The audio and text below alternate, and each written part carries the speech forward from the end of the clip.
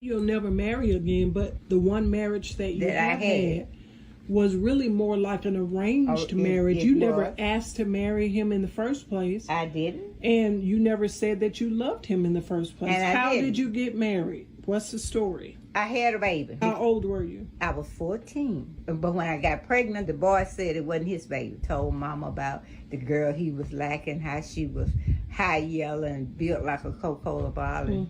And what makes you think I'm going to fool with somebody ugly and black and snappy headed like your daughter? Oh, and wow. Over her. Daddy said, he ain't been there, he ain't been there. His dad? His dad. His daddy believed him. So he went his way and I my way. And all through the pregnancy, I was alone. And the little girls I played with on the plantation, I couldn't play with no more. Because I done got pregnant. To the older folks, I'm a bad influence for them. And I'm grown. So I didn't have nobody to play with. And so after the baby was born, things was still going on fine with Mama. Until he wanted us to get back together. You know, you said all this about me and went on your way.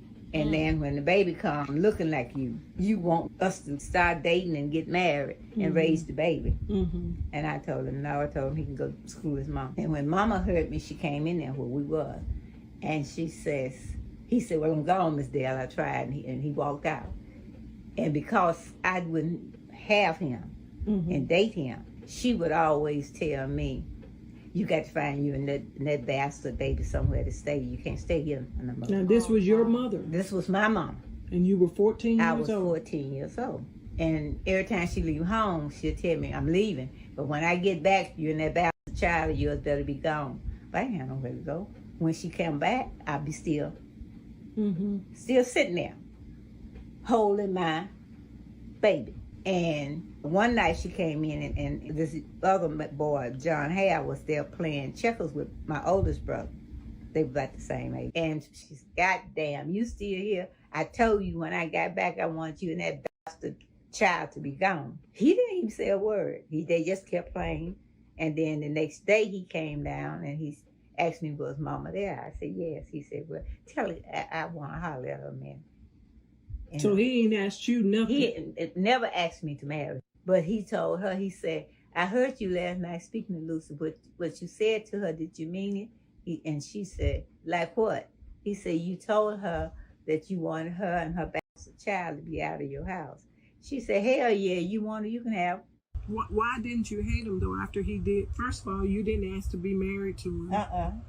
And after he put you through all the stuff, and I mean a lot of stuff, why didn't you hate him? Because he didn't mean nothing to me.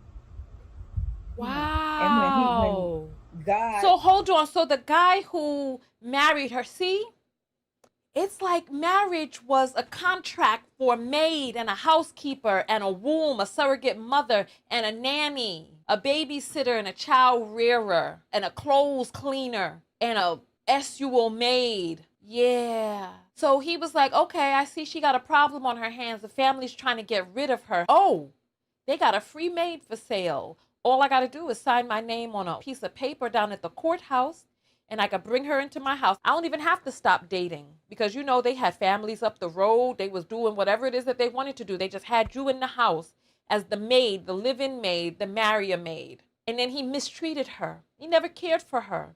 She was just a maid to occupy space in the house. Oh, my goodness. I told God I wanted to move him out of my life, but not by death. Because I knew if he went by death, I was going to do it. And my children was going to be left to the state. And I thank God for what he did. Thank God I don't have to go with him no more. Wow, this is deep. So they act like the olden days are the ones to be emulated. Oh, Grandma was so happy back then, wasn't she? In the same ways that old slave masters used to be like, well, my knuckles is happy. They back there are singing. Sing to keep from crying. Sing to try to let your burden down. Sing to just reach your heart out and let sound come through you. And they over there confusing that for happiness. What choice did she have?